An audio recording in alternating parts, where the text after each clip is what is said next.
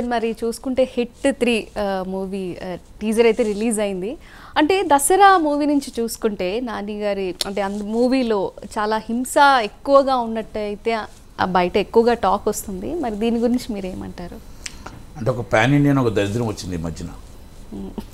చిన్న హీరో నుంచి పెద్ద హీరో దాకా అందరూ పాన్ ఇండియానే. క్యూబ్ డబుల్ రానాడు కూడా పాన్ ఇండియా అంటున్నాడు. అంటే వాస్తవంగా చెప్తున్నాను, క్యూబ్ డబుల్ రానాడు కూడా పాన్ ఇండియా అంటాడు. తెలుగులో నీకు 10 టికెట్లు తెగవు, నువ్వు పాన్ ఇండియా అంటే నేను చెప్తున్నా, పాన్ ఇండియా చెయ్యి, నువ్వు చెయ్యి, ఉపయోగపడు. పాన్ ఇండియా సినిమా చెయ్యాలి, ఒక అల్లు అర్జున్గా చేయొచ్చు. అంటే మీరు టాప్కి వెళ్ళండి. నేషనల్ అనేది ఒక నార్త్ ఇండియా ఒకటి, ఒక తమిళ్ ఒకటి, ఒక మలయాళం ఒకటి, కన్నడ ఒకటి, మన తెలుగు నేటివ్ ఒకటి. It's different. అంతే తప్ప ప్రతి ఒక్కరు పాన్ ఇండియా అంటే అక్కడ నేను చెప్తాను కదా, తెలుగులో థియేటర్ 10 టికెట్లు తెగవు, ఇక్కడికి వచ్చి మన ప్రతి వాళ్ళు పాన్ ఇండియా అంటారు. అంటే నేను ఇప్పుడు మీరు హిట్ కోసం అడిగారు, నేను హిట్ కోసం చెప్పట్లేదు, అంత యావరేజ్గా చెప్తున్నాను. అయితే నేను నాని గారిని కూడా నేను రిక్వెస్ట్ చేస్తున్నాను, నాని గారు అవ్వచ్చు, సో మెనీ హీరోస్ అవ్వచ్చు, మీరు చేయండి. పాన్ ఇండియా సినిమా తీస్తే పాన్ ఇండియా సినిమా తీయండి, కానీ తెలుగుతనం నేటివిటీకి తెలుగు ఒట్టుబడేటట్టు ఒక సంక్రాంతికి వస్తున్నాడు ఒక సినిమా వచ్చింది.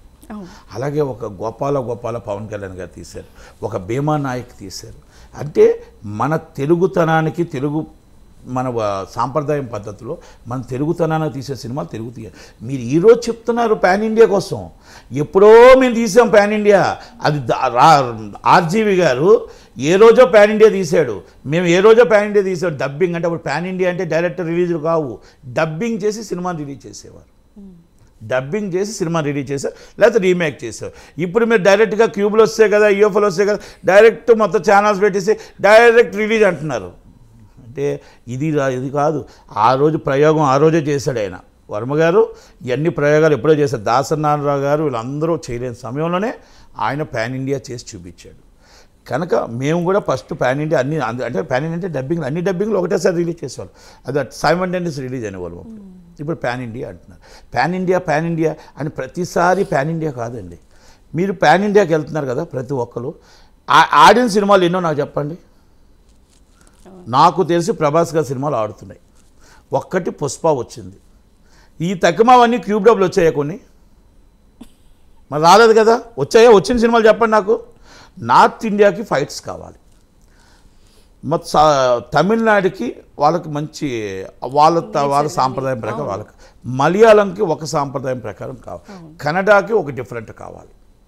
తెలుగుతనానికి మనం తెలుగుతనం అక్కడ ఏంటంటే పల్లెటూరు వాతావరణం అక్కడ కావాల్సి వస్తే సిటీ వాతావరణంలో మన సాంప్రదాయానికి కట్టుబడులతో మనం ఉంటాం. అంటే సారీ కడితే మనకు అందం, మొత్తం టోటల్గా 2 పీసెస్ వేస్తే అక్కడ అందం, అక్కడ చూస్తే లంగావాణి వేస్తే అక్కడ అందం. అంటే మన తెలుగుతనాన్ని కూడా ఒట్టు పెట్టుకొని మనం కూడా తెలుగు సినిమా తీయండి. మీరు పాన్ ఇండియా తీయొద్దని చెప్పట్లే. పాన్ ఇండియా ఎప్పుడు తీయాలి, ఎవరు తీయాలి, అది ఏ రోజు పాన్ ఇండియా తీయాలి తప్ప ప్రతి సినిమా పాన్ ఇండియానే. పాన్ ఇండియా కాడికి వచ్చే సినిమా పాడైపోతుంది, సినిమా నాశనం అయిపోతుంది. పాన్ ఇండియాకి ఎందుకు నాశనం అవుతుంది? ఒక మంచి సబ్జెక్టు, ఒక మంచి లైన్ సినిమా తీసుకొచ్చి 4 ఫైట్లు దాంట్లో పెడుతున్నారు, మళ్ళీ ఒక ఐటమ్ సాంగ్ అంటున్నారు. అక్కడ సినిమా సబ్జెక్ట్ కాస్త పోయాయి. ఇక్కడ తెలుగులోనే ఆడట్లేదు, అక్కడ తమిళ్లో ఆడట్లేదు, మలయాళంలో ఆడట్లేదు, ఆఖరికి మీరు అనుకున్న నార్త్ ఇండియా కూడా ఆడట్లేదు. అందుకే పాన్ ఇండియా సినిమాలకి దయచేసి సినిమాని తీయండి. పాన్ ఇండియా సినిమాలకి మీరు తీయండి.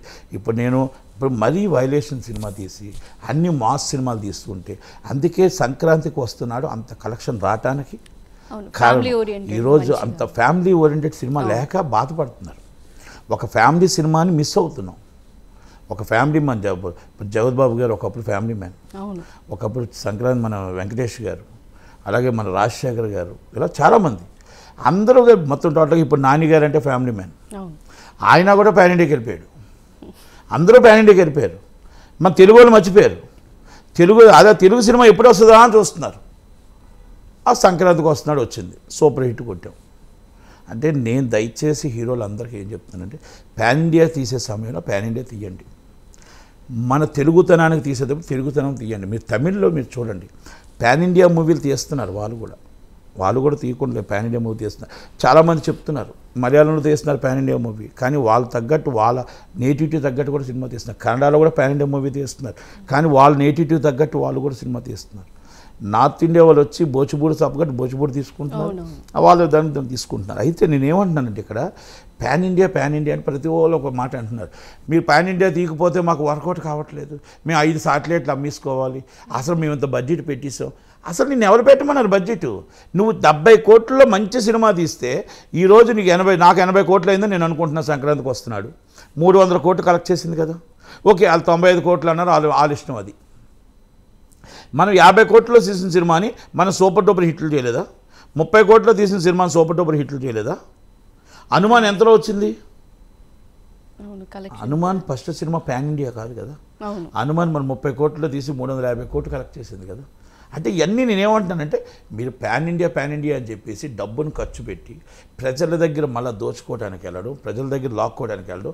ప్రజలు అంటే మీరు మళ్ళీ పబ్లిక్ అంటే మీరు ఇంకో బాగా వినండి, సినిమా టికెట్ తీసుకున్నవాడు పబ్లిక్కే. కార్పొరేట్ కంపెనీలో సినిమా వేస్తూ కార్పొరేట్ కంపెనీలో సినిమా శాటిలైట్ కొనేవాడు కూడా పబ్లిక్కే. ఎందుకంటే పబ్లిక్ షేర్స్ ఉంటాయి. ఆ పబ్లిక్ షేర్లో 100 కోట్లు కొని 50 కోట్లు వస్తే నష్టపోయేది పబ్లిక్కే. చాలామందికి తెలియదు. మీ టీవీలో సినిమా వచ్చేస్తుంది కదా చూసేసుకుంటాం అంటే షేర్లు కొనుక్కుంది పబ్లిక్కే. ఆ పబ్లిక్ షేర్లు 50 కోట్ల రూపాయలు పోతే నష్టపోయేది పబ్లిక్కే. రోడ్డు మీద టికెట్ 250 రూపాయలు కొని ఇచ్చింది కూడా పబ్లిక్కే. ఇలా మొత్తం టోటల్గా 100 కోట్ల బిల్డింగ్లు స్విమ్మింగ్ పూల్లో కట్టింది పబ్లిక్కే.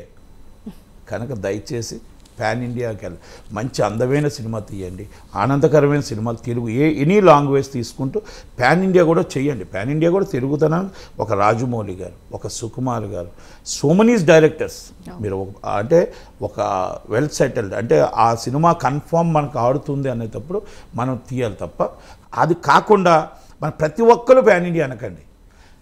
అసలు కొత్త సినిమా తీసిన హీరో కూడా కొత్తగా వచ్చిన హీరో మొన్న ఒకటి చెప్తున్నాడు, సార్ ప్యాన్ ఇండియా తీశాను సార్. ప్యాన్ ఇండియా అంటే ఏంటి అని అడిగా. ఏం లేదు సార్ 5 లాంగ్వేజ్లు మొత్తం తీస్తాను, 5 లాంగ్వేజ్లో మొత్తం టోటల్ పోస్టర్లు వేస్తాను, 5 లాంగ్వేజ్ క్యూబులు రిలీజ్ చేసేస్తున్నాను సార్ అని. అంటే క్యూబ్ డబ్బులు వస్తాయా అని అడిగాను.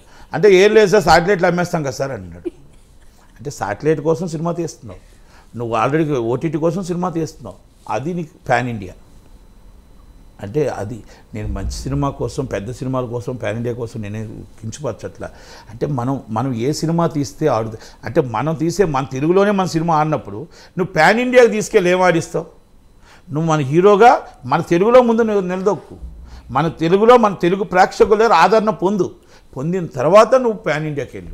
అంతే తప్ప నీకు చూస్తే క్యూబులు రావు, అక్కడ 10 మంది రాదు జనాలు, మళ్ళీ నువ్వు ప్యాన్ ఇండియా చెప్తావు. 5 లాంగ్వేజ్లు ఏమంటే 5 లాంగ్వేజ్లు, 5 పోస్టర్లు, 5 క్యూబులు, 5 మొత్తం టోటల్గా రిలీజు, దాన్ని మళ్ళీ అమెజాన్లోనే ఎక్కడో వేసేద్దాం, సినిమాని వేసేద్దాం. అంటే ఈ విధంగా జరుగుతున్నది. నేను తీసాను సినిమా మర్డర్ అనే సినిమా చేశాం రామ్ గోపాల్ వర్మ గారు. ఫస్ట్ 1 లాంగ్వేజ్ చేసాం, థియేటర్లో రాలేదు, మేము అమెజాన్లో టెలికాస్ట్ చేసాం. అంటే 1 వీక్ గ్యాప్లోనే super duper hit, the biggest hit. తర్వాత తమిళ్ చేసాం, తర్వాత మలయాళం చేసాం, తర్వాత కన్నడ చేసాం, తర్వాత హిందీ చేసాం. అంటే శాటిలైట్లోనే చాలా పెద్ద హిట్. అంటే దాదాపు మేము 75 లక్షల్లో తీసాం. అది 5 కోట్లు దాటిపోయింది. శాటిలైట్ ఒక ఛానల్ వచ్చి తమిళ్ జీటీవీకి అమ్మాం, తెలుగు మా టీవీకి అమ్మాం, డిఫరెంట్ ఛానల్స్కి అమ్మాం.